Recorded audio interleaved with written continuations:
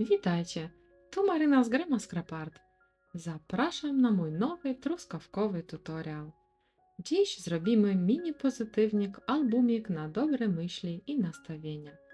Powstał z kolekcji Truskawkowy Zakątek od Karoliny. W tej kolekcji jest mnóstwo elementów do wycinania, dlatego chciałam użyć ich jak najwięcej, im więcej, tym lepiej. Bardzo mi się podoba ta kolekcja. Projekt jest prosty do zrobienia, dużo grafik, truskawek, trochę błyszczących akcentów i pozytywnych słów. Rozmiar albumiku około 10 cm. Bazę zrobiłam z wyciętych z wykrojnika elementów, kulek i ramek. Pod każdą stronę użyłam nieco większego koła, dzięki czemu całość ma warstwowy efekt.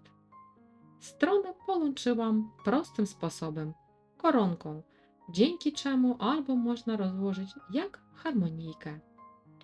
Dodałam też wiązania z wstążek. W środku są kompozycje ułożone na płasko z dużą ilością grafik i napisów.